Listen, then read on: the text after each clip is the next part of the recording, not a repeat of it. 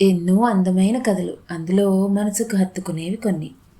ఇప్పుడు నేను చెప్పబోయేది శంకరమంచి సత్యం గారు రాసిన అమరావతి కథల నుంచి ఎవరా పోయేది అనే కథ. ఎవరా పోయేది మొదటి ప్రాకారంలో గాలిగోపురం పక్క నుంచి ఓ ముసలి గొంతు వినిపించేది. నేనేనండయ్యా, తోటకూర అమ్ముకోవడానికి వచ్చిన అబ్బాయి సమాధానం చెప్పేవాడు.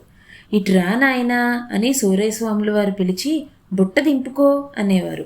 బుట్ట దింపుకున్న తర్వాత మీది కునికిపాడేనా అని పరామర్శించగా, మరేనండి, ఇప్పుడే రేవు దాటి వచ్చానండి అని అతను బదులు చెప్పగా, సూర్యస్వాముల వారు అతన్ని సూటిగా చూస్తూ, స్వామివారికి ఈవేళ తోటకూర తినాలనుంది, 4 కట్టలు ఇచ్చుకో అనేవారు. అతను ఇక తప్పదన్నట్టు 4 కట్టలు ఇస్తుంటే, మరో 2 కట్టలు ఇచ్చుకో, బేరం బాగుంటుంది అనేవారు. మరో 2 కట్టలు ఇచ్చుకొని అతను నీరసంగా బుట్ట తలెత్తుకు వెళ్తుంటే, నారాయణ నారాయణ అని ఆశీర్వదించేవారు. గుళ్ళోకి వెళ్ళేవాళ్ళు వచ్చేవాళ్ళు మొదటి ప్రాకారంలో నుంచి పోవలసిందే. అలా వచ్చిపోయేవాళ్ళెవ్వరూ సూర్యస్వాముల వారి పిలుపు తప్పించుకోలేరు. చిల్లర కొట్టు సుబ్బయ్య గుళ్ళో నుంచి తిరిగి వెళ్తున్నాడు. ఎవరా పోయేది? స్వాముల వారి పిలుపు.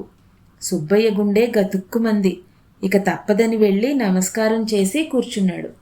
వ్యాపారం బాగా సాగుతోందా? పిల్లలు బాగున్నారా అంటూ కుశల ప్రశ్నలు వేసి స్వాముల వారు అసలు సంగతి బయటపెట్టారు. స్వామివారికి ఈవేళ గారెలు తినాలనుందోయ్.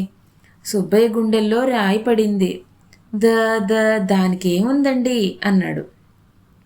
సూర్యస్వాముల వారు ఆనందపడిపోయి, నాకు తెలుసు, సర్వసంగ పరిత్యాగులం, మా కోరిక తీర్చడానికి నువ్వు వెనక ముందు ఆడతావా?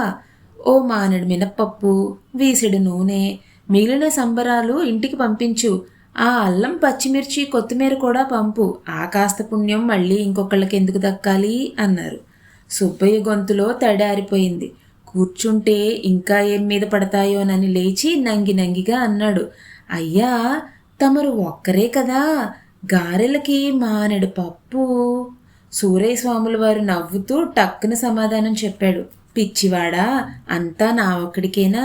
స్వామివారి ప్రసాదం 4 ముక్కలు తింటే నీకు మరింత పుణ్యం కదుటయ్యా. సుబ్బయ్య మారుమాట మాట్లాడకుండా లేచి వెళ్ళిపోయాడు. సూరయ్య గారు సన్యాసాశ్రమం స్వీకరించిన ఉదంతం, దానికి కారణాలు చాలా కొద్ది మందికి తెలుసు. దావాల్లో ఉన్న పొలం కాస్త పోయింది.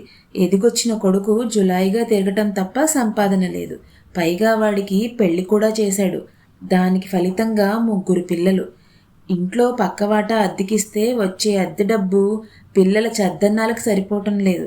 ఎక్కడా కాని అప్పు పుట్టడం లేదు. సూరయ్య కనిపిస్తే అప్పడుగుతాడేమోనని జనం తప్పుకు తిరుగుతున్నారు. 3 రోజులయ్యింది పొయ్యిలో పిల్లి లేచి. ఊరు తిరిగాడు, వాడ తిరిగాడు, ఎక్కడా డబ్బు పుట్టలేదు. పిల్లలు ఆకలికి గొల్లుమంటున్నారు. పెళ్ళాం కోడలు తోటకూరల్లాగా వాడిపోయి చెంగులు పరుచుకు పడుకున్నారు. సంసారాన్ని చూశాడు. విరక్తి కలిగింది. ఛీ అనుకున్నాడు. టక్కున వెళ్ళి సన్యాసాశ్రమం స్వీకరించాడు. కాషాయం కట్టి కమండలం ధరించగానే ఊరంతా వచ్చి ప్రాణాచారం పట్టారు. పాదోదకం నెత్తిన జల్లుకున్నారు. గాలిగోపురం పక్కగది ఖాళీ చేయించి స్వాముల వారికి ఇచ్చారు. ఆనాటి నుంచి సూరయ్య గారికి కానీ సూరయ్య గారి కుటుంబానికి కానీ చీకు చింత లేదు. దివ్యంగా కాలం గడిచిపోతుంది. సూరయ్య గారు భిక్షకు పిలుచుకునే విధం చాలా హుందాగా ఉండేది. సుబ్బరామయ్య కనిపించాడనుకోండి, ఇలా జరిగేది సంభాషణ. ఎవరా పోయేది? సుబ్బరామయ్యేనా? నేనే స్వామి, పిలిచారా? కూర్చో, పంటలు బాగా పండుతున్నాయా? పెద్దమ్మాయి కాపురానికి వెళ్ళిందా? మీ దయవల్ల అంతా సక్రమంగానే జరిగిపోతుంది. నారాయణ నారాయణ, సుబ్బరామయ్య స్వామివారిని భిక్షకు పిలిచి 3 నెలలు దాటినట్టుందే. తమ సెలవైతే ఆహ్వానించకుండా స్వామివారి భిక్షకొచ్చి అనుగ్రహిస్తారటయ్యా.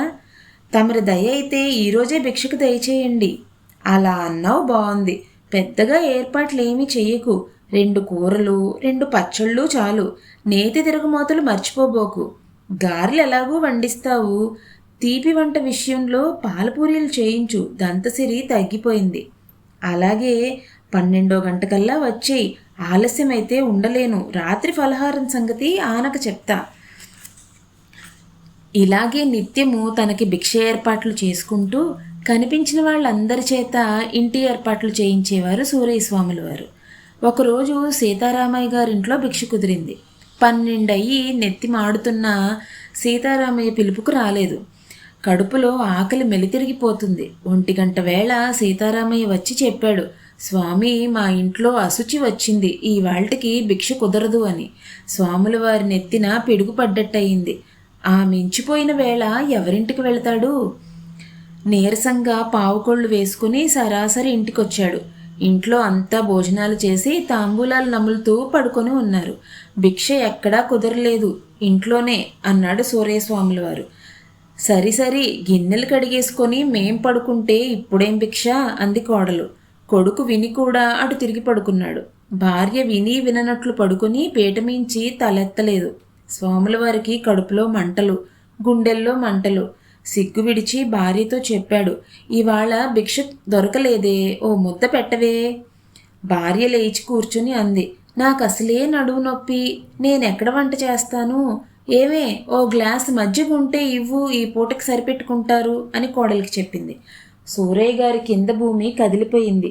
ఇదా సంసారం, ఛీ అనుకుంటూ కాషాయ వస్త్రాలు పరపరా చింపేశాడు. కమండలం ఢామ్మని బద్దలు కొట్టాడు. దండం విరిచేశాడు. నిజమైన విరక్తితో సరాసరి కాశీకి వెళ్ళి అసలైన సన్యాసం స్వీకరించాడు. ఆ రోజు నుండి మొదటి ప్రాకారంలో ఎవరా పోయేది అన్న గొంతు వినిపించకపోతే ఏమిటో బోసిగా ఉండేది కొన్నాళ్ళు.